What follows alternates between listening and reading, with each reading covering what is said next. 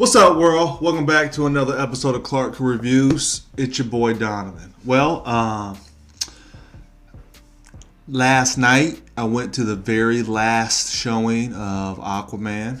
I wanted to go on the first night, but your boy had to work through the day, so I had to go to the late one. And after watching the movie, I do have to say that it's effing awesome. Aquaman is effing awesome.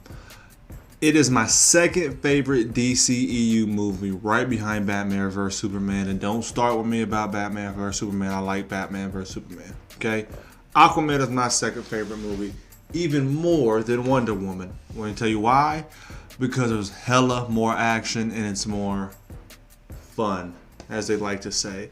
There's really no surprises with Aquaman.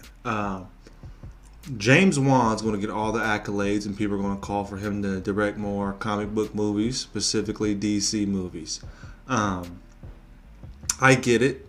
You know, DC movies haven't been as spectacular as they should be, given the content that they have at their disposal, and arguably the most popular comic book heroes ever. Okay? Aquaman is there's no surprises in the story, right? It is a very straightforward story. There's no oohs and ahs and big plot surprises. If you've read any of Jeff Johns', I think it's New 52 iteration of the story, you pretty much know what's going to happen, right? Like, you know some of the little twists. You know, you know he's going to get the mantle of King of Atlantis and King of the Oceans.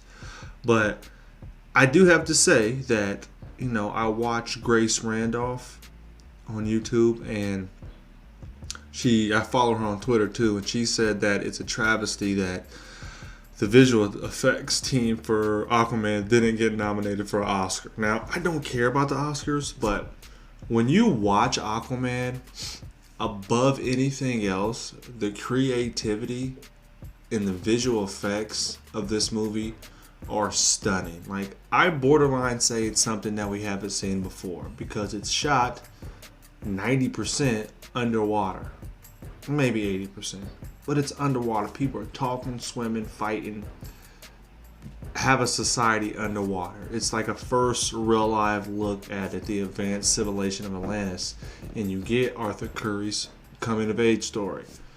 It looks fantastic. There's so much action in the movie that it's almost overwhelming. When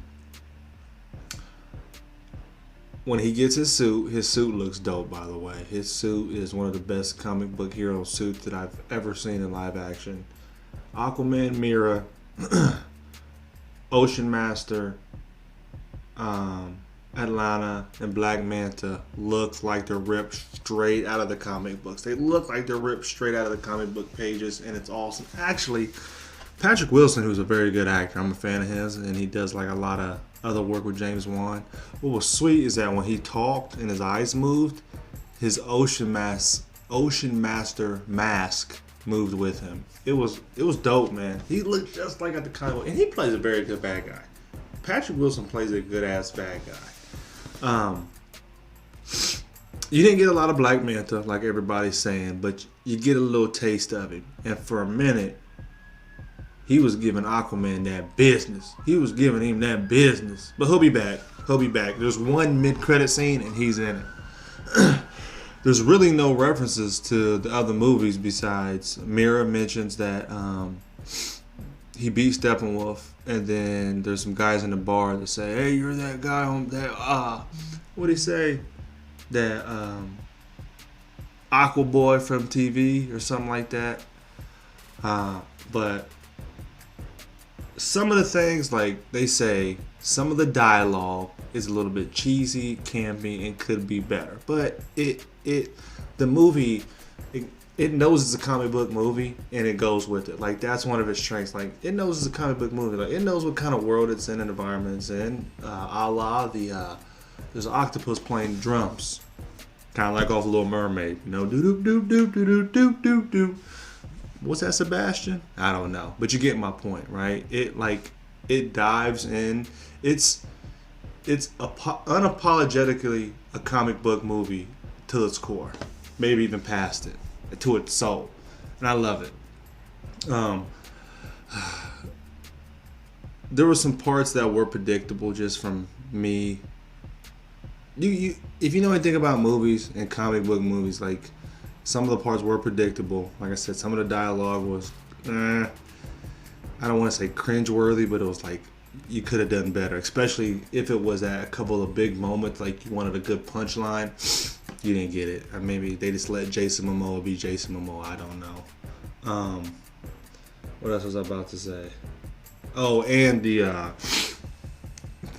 like, Mira and Aquaman are king and queen, but kind of the way they started to fall for each other, it felt a little forced.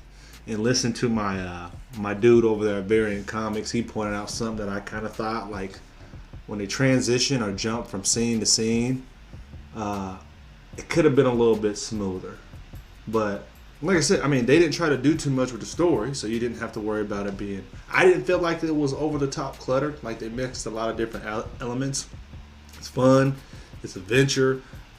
There's a lot of action, and they put romance in there. So I mean, it got everything you want out of a good, entertaining movie. It makes you wonder how they're going to evolve for season 2, because my favorite Aquaman interpretation is the Aquaman that puts Atlantis above and before anything. Like, he would die before he let anything happen to Atlantis. Like the Aquaman that's almost ready for war with the surface at immediately if anything was to happen. Like, you throw a piece of paper in the water, he's like sending his armada up to the surface. Like, who loves and cherishes and wants to keep the oceans from being polluted. Like, I do like that interpretation of Aquaman, but I'm the same guy that likes the darker DC movies because I vibe with them, I guess. You know what I mean? I enjoy them. But no, man, go watch Aquaman. I went last night, but I was too tired to do it last night, my review, and I had to work today, so I'm doing it now.